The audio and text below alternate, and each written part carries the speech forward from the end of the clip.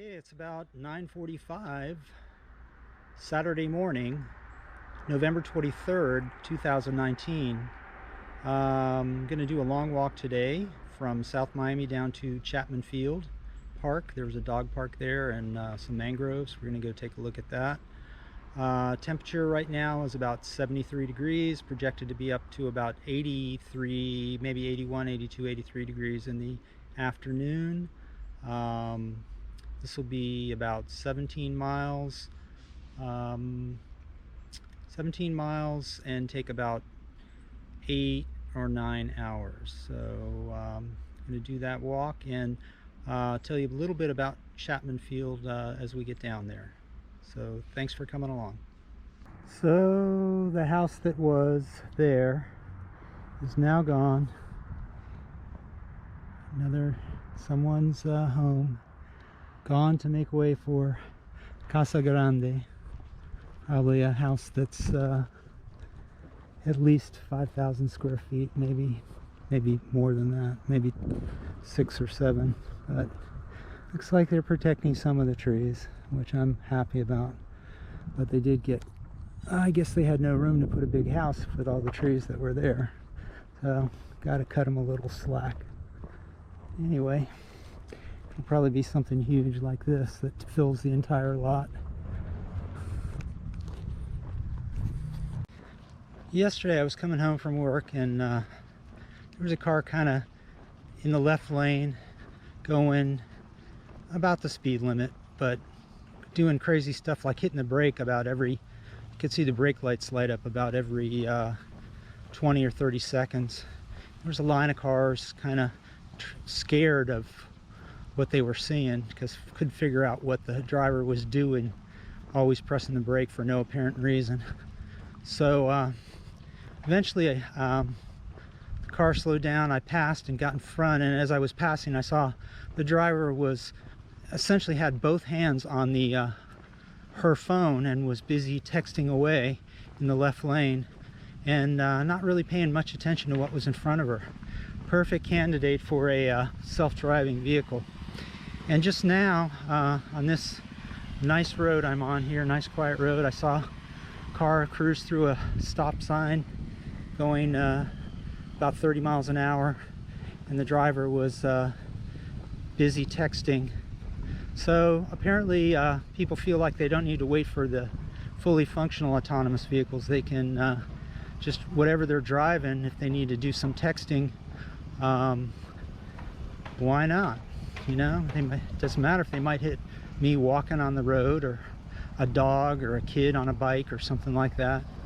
Anyway, Florida did finally pass laws that allow people to get a fairly minor, I think $60 ticket if they're seen texting while driving. So, but apparently it hasn't done any good. I think that passed about went into law about 5-6 months ago, maybe 4 or 5 months ago. Hasn't made any difference. People still doing it. Just really sad. And walking around seeing everybody, so many people looking at their phones, walking around looking at their phones. I saw a sign on a busy road crossing saying phones down, heads up, stay alive, you know, at the crossing, because it was at a location where someone had been killed crossing the road. So I hope that if you're driving, you will not try and text. Just put the phone away. Don't even think about texting while driving, or whatever else it is that diverts your attention away from driving, until you get one of the fully perfected autonomous driving vehicles, which I'm looking forward to, actually. Anyway, just walking along here, hoping not to get hit by somebody. So when I got my new trail running shoes, the guy who helped me, Ralph, was extremely helpful. Guy at Footworks, and he suggested that I try and not walk on the road or paved surfaces, that I should try and walk on natural surfaces or rough surfaces as much as possible. And after doing about 6 pretty long walks over the last month and a half or so, I'm trying to follow that advice, because I think it strengthens your ankles. It makes you walk more carefully with less impact. And I know at the end of the day, at the end of these hikes, I've been seeking out soft surfaces to walk on, because my feet have been, the soles of my feet have been sore. That's the main problem I've been having. My legs are fine, but the soles of my feet are generally hurting. So now, even from the beginning, I'm not going to wait till the end to walk on soft surfaces. I'm going to try and walk on the grass or gravel or something all day if I can, or as much of it as I can do practically.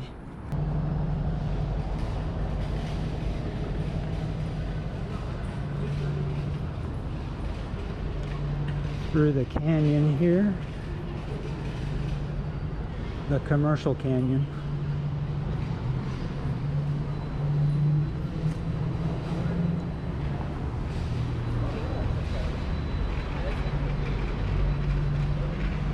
Actually got my camera that I'm using now at the Best Buy there. It was a good deal, and they had it, and well, it wasn't a good deal, it was retail price, same as everywhere else. And this camera, I finally think I have it figured out in terms of how to work it. Had a little trouble with it the first few times, but seems to be working predictably now, which I'm happy about. And I'm gonna go across Snapper Creek Canal and US 1 and head down south. So the joys of walking along a busy road, noisy and fumes. You know, I can smell the fumes, but it's a direct route that I'm going, and it's pretty shady, so I guess that's the good thing. And I have about another 1.5 miles on this road, and then I take a left down Chapman Field Drive to the park.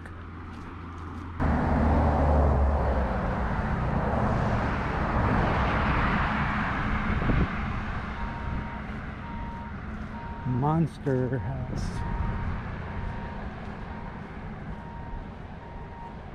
But it's for sale, so I don't get it.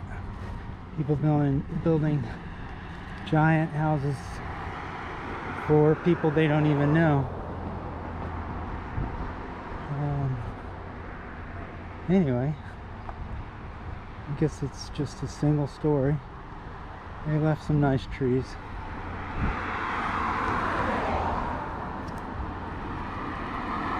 Coming up on Chapman Field Drive, and gonna cross over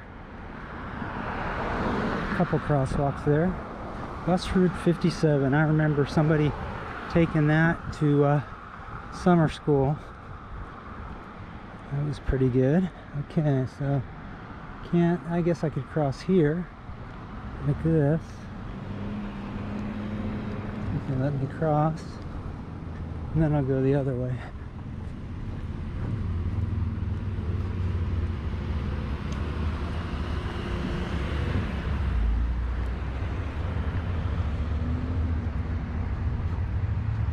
Okay, so Chapman Field Drive,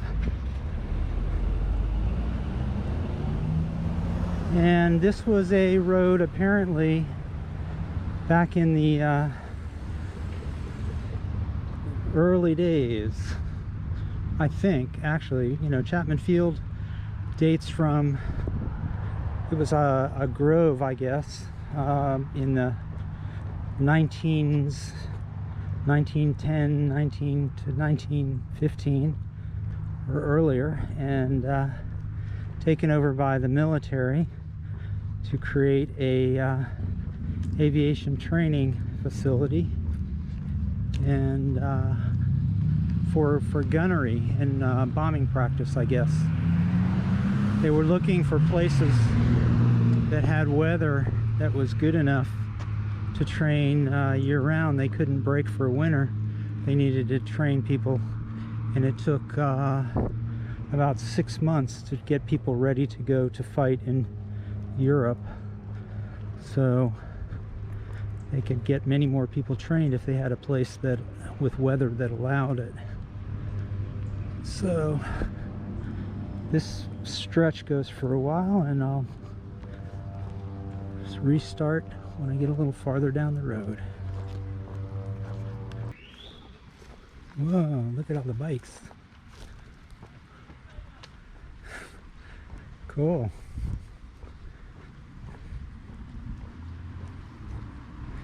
So working my way east, southeast on Chapman Field still. About 3 or 4 blocks from Old Cutler, it looks like. And hopefully I don't get run over by a bicycle. So my friend Mikhail, who I met on a camping trip to the Swanee River, used to live down that street, and she is now traveling around the United States in her Ford F-350 Super Duty with a truck camper. And I think right about now, approaching Thanksgiving, she was near the Hoover Dam, enjoying her stay there. She's been doing traveling for, I'd say, almost 2 years. I think in December it'll be 2 years, and seems to be enjoying it. So it sounds pretty good to me.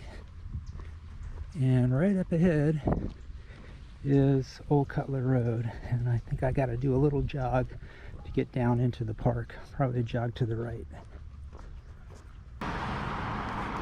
So on the Old Cutler Trail here with the yellow striped asphalt path, had to cut south about 2 blocks to get over into the entrance to Kings Bay Yacht Club and Chapman Field Drive Park, or Chapman Park. See what the sign says. And Chapman Park for a while became a dump, and I know they finally cleaned that up, but it was originally meant to be a beach like Matheson Hammock, but I think the environmental impacts would have been pretty severe because they would have had to dig everything up. As it turned out, dumping a whole bunch of stuff over a couple decades created a lot of environmental problems as well. So anyway, that's where we're going up ahead. And I guess you can't see it yet. So the Agricultural Research Station was had a lot to do with Dr. Fairchild bringing in plants from all over the world that could be economically useful. So let's see if I can cross. Not looking too good, but I'm going to try anyway.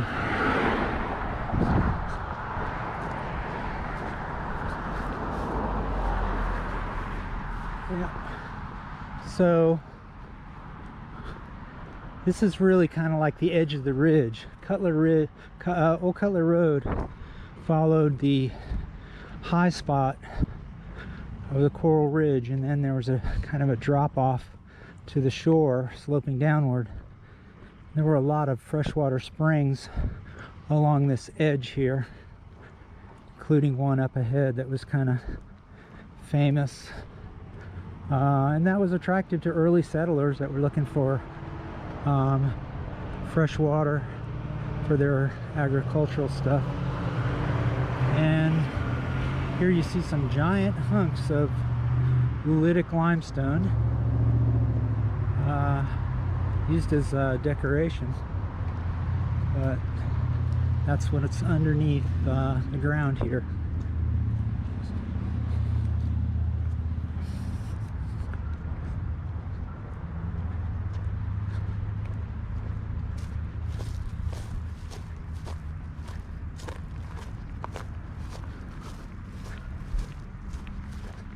So one way to the right is Deering Bay, which is a fancy housing development, and then also down that way is a waste transfer station. Almost lost it there, fallen in a hole. Waste transfer station for yard waste and some bulky waste, trash, etc. The dump, in other words.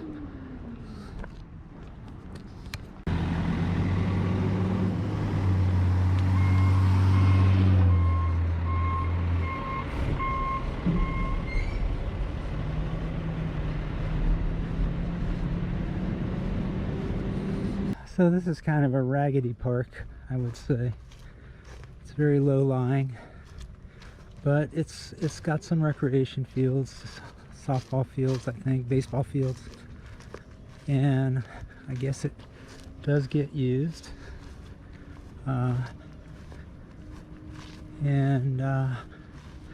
It's kind of a straight-out walk to the dog park and to the edge of the bay, Biscayne Bay. When I say raggedy, I think there was an issue with toxic soils. Looks like that particular baseball field's somewhat overgrown, wouldn't you say?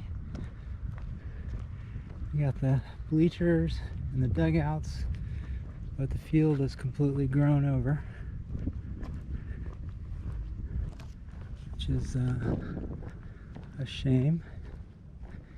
And the dog park is up ahead. Not many amenities from what I recall. Lots of rules. Let's see if I'm breaking any rules by walking in the park. No, I'm just kidding. Stay on the trail. Uh-oh. No pets. Strange. Okay.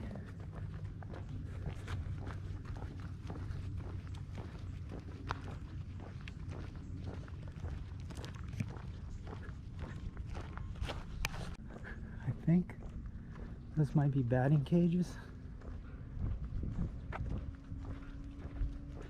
with all the vines on them. Yep. So I guess it's probably too expensive to clean up the soil, so they just kind of abandoned the park.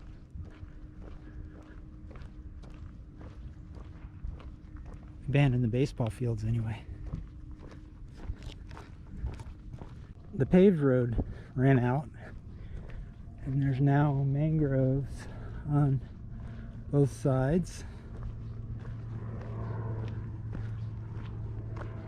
and I think there's a bridge up ahead, but this is the way. I mean, even though it's not paved, this is the road that people use to get to the parking area for the dog park. I think you'll see that up ahead. Maybe some ponds or something that you can see. It's been about, I don't know, 3 or 4 years since I've been here. People kind of riding their trail bikes down this way. The guy coming back came about 5 inches from hitting me on his way in. And I guess if there's no dirt paved road, then you use the bike trail. So I'm walking on the road and the cars are driving on the trail. That seems a little backwards, but it doesn't bother me.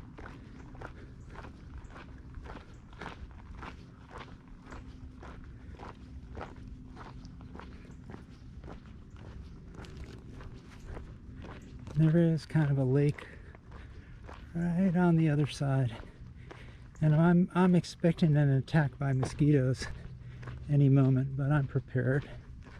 Hopefully I don't have to put any DEET on myself. Let's take a look. This is sure to get the interest of all the mosquitoes. And see all the little holes there? Those are crab holes. So here is kind of a little lake thing out there. Very nice. Maybe launch a kayak here and paddle around. I don't know if it leads out. I don't know if it leads out into the bay or not. Probably not.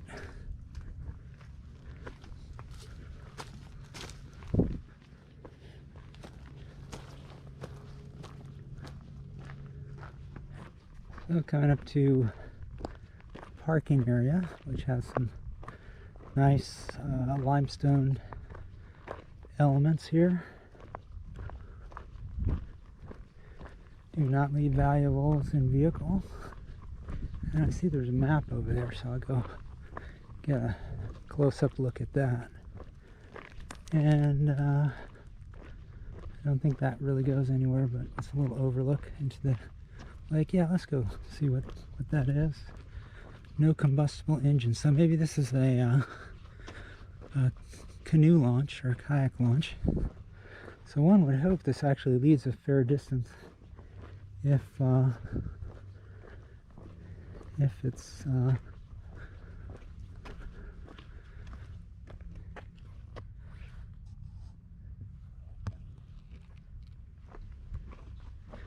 this looks very nice. They've even got a winch to haul things up, but looks like you got to duck down pretty low to get past the mangroves there.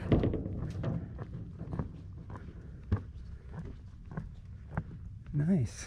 Look at all the fish. Those are pilchards down there. I see some needlefish. And looks like they bulkheaded. Uh-oh, mosquitoes are after me. So I gotta keep moving.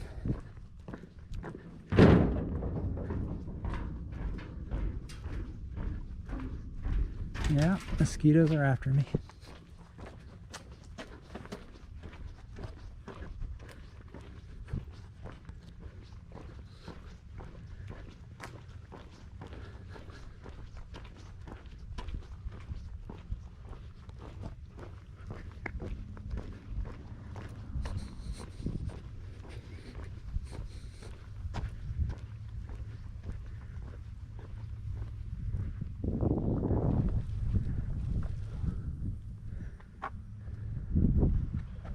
So we are probably right there, and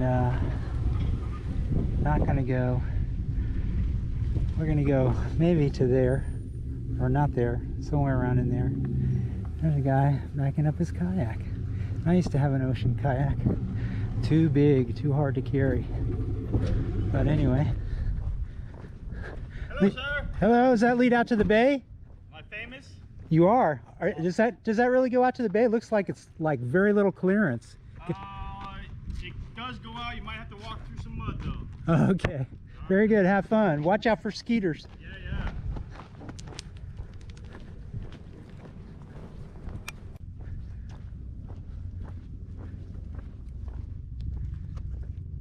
So I guess the kayak route goes underneath this bridge. That's what seemed to show on the bank, on the map. And pretty good current flow. I guess the tide's going out.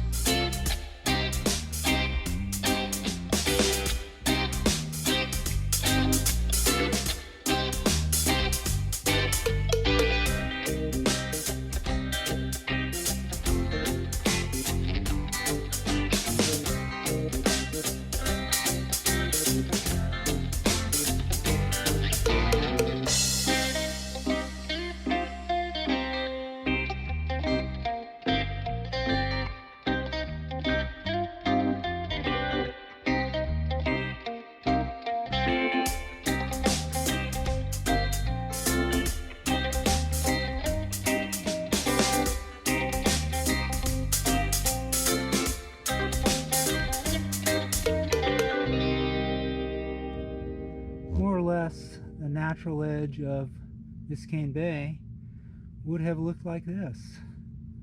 Kind of muddy, mangrovey edge with lots of places for little baby fishes to hide. Mosquitoes, although I've got my spray on. And the bay today looks flat calm, which is nice. But anyway, this is what the coast of Biscayne Bay originally looked like before all the seawalls, the dredging, etc. Here we have a example of two different invasive species, both from Australia. This is what we used to call paper tree when we were kids. Has very papery bark that protects the tree from fire. This is called Melaleuca. It's a native of Australia, and right next to it is a whole row of Australian pines that were brought in to act as windbreaks. Both the Melaleuca and the Australian pines did okay in wet areas, especially the Melaleuca was thought to have the ability to dry out the Everglades and make it more usable for humans. And it spread like weeds, and tremendous effort has been taken, because both the droppings, the leaf litter from Australian pines, it's almost toxic.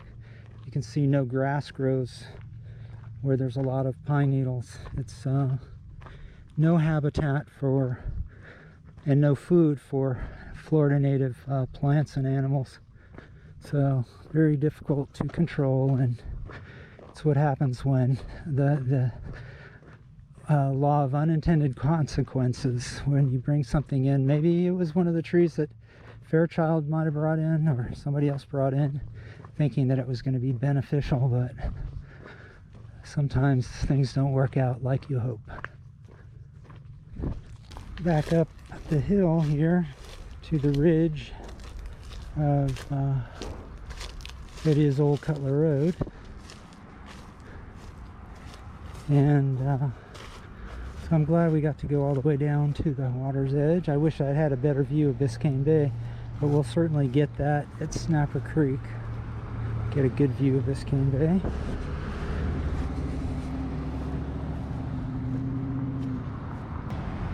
Parade of boats. It's a good boating day.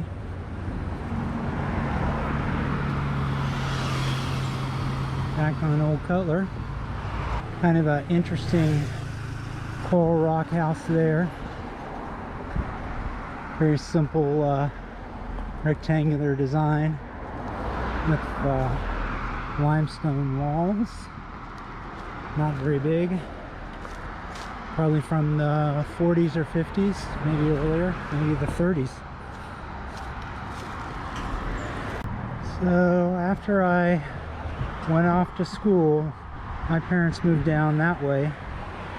That was my father's dream, was to have a place on the water, and worked hard for a long time and got a good deal on a piece of property there, and stayed there for, I don't know, 25 years or something like that, and got badly damaged by Hurricane Andrew, but they had some good times there, and before moving up to North Carolina.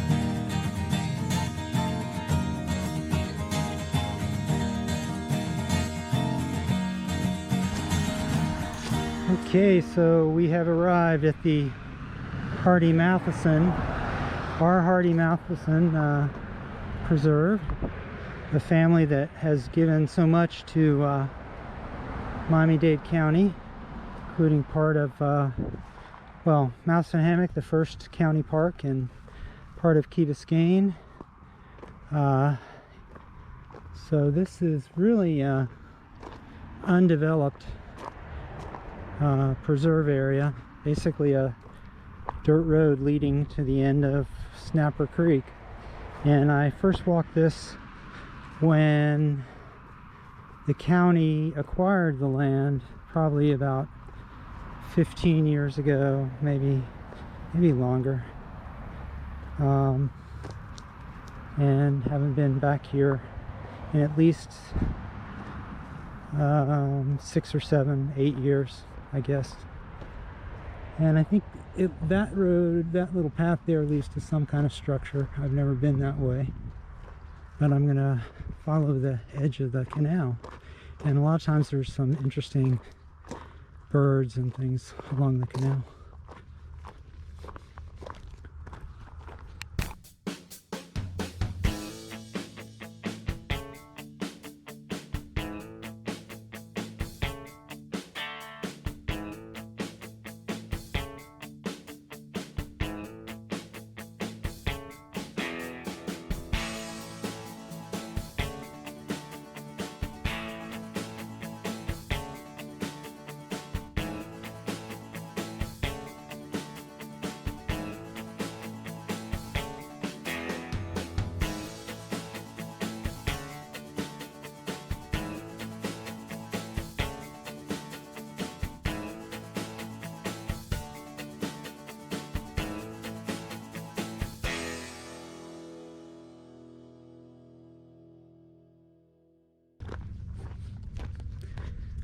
One thing about this particular park is it's not very popular on a Saturday in mid-November, end of November.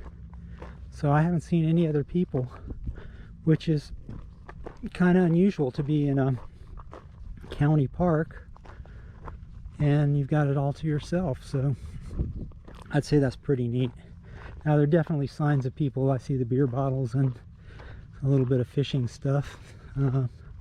Not too much trash, thank goodness. But in terms of a quiet way to a way to get to a quiet area away from cars, no cars back here, even though you see it looks like a dirt road, it's really blocked off to only park vehicles get back here.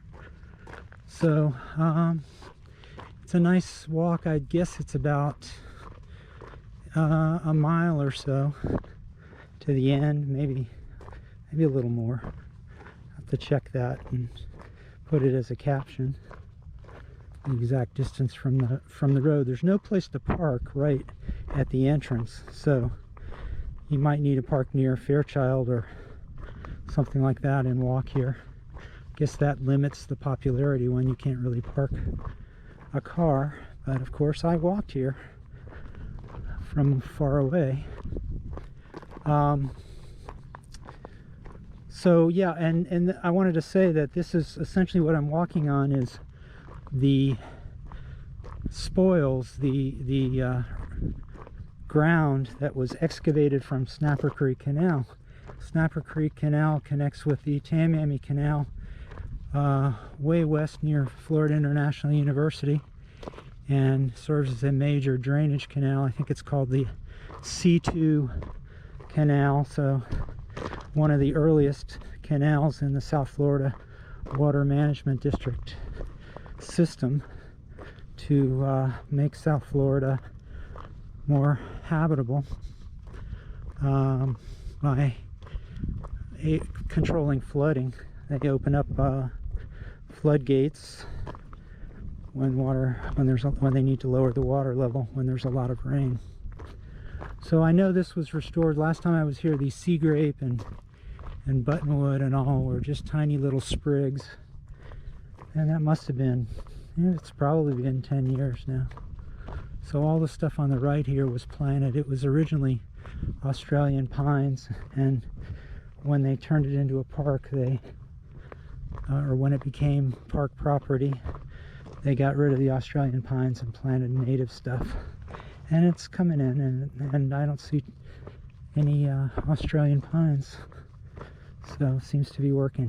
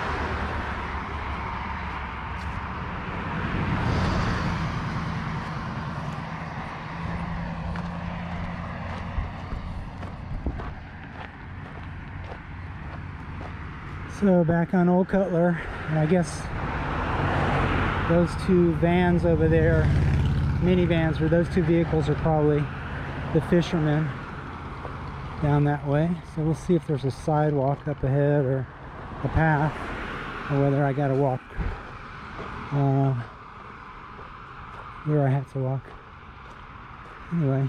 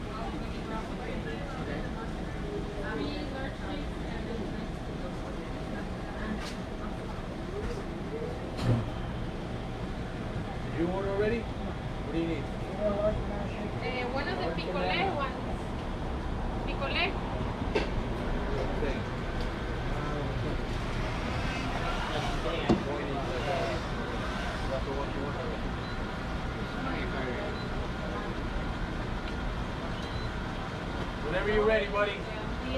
Trying to figure it out. All looks good. Yeah, all day, Bob.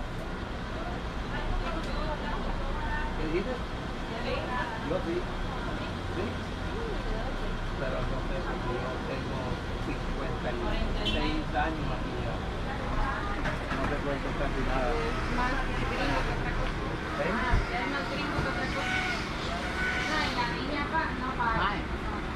How about a energy boost medium? Energy boost medium. Honey or sugar? Honey. Would you like that protein? Ha ido ahí una cuantas veces. No, thank you.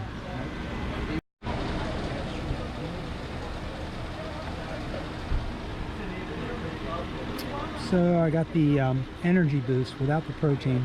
Very good, very refreshing. And according to the people at the counter, the Hirni family no longer own this, but it's still essentially the same that it was 20 years ago.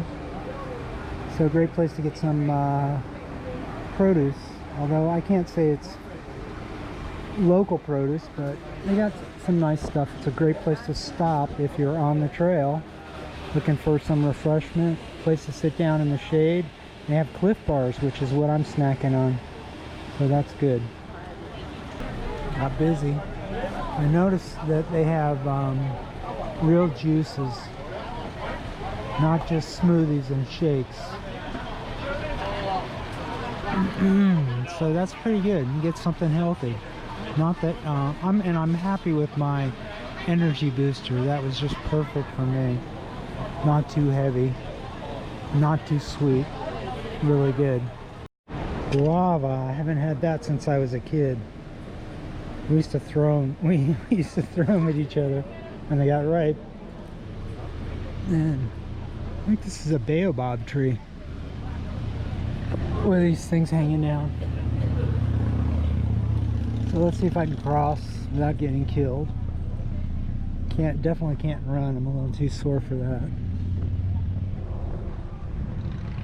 Looks clear there.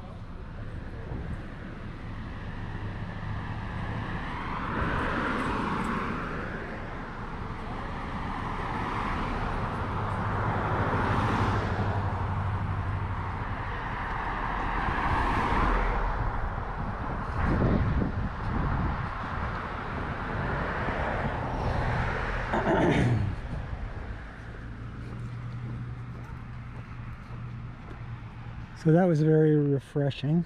Glad I stopped there.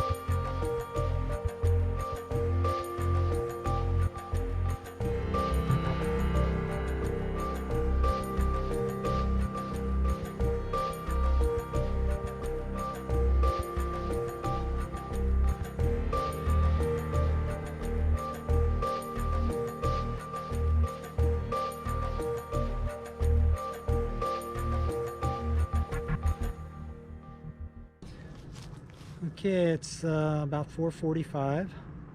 Not dark yet. Back home. Feet hurt for sure. 18 3/4 miles is what my step meter says, and that's about 18,005. No, wait, 46,000 steps, or was it 48,000? I don't know. Anyway, whatever many steps, but about less than 20 miles, which was what I was trying to do, and that's enough, I think. No more than 20 miles.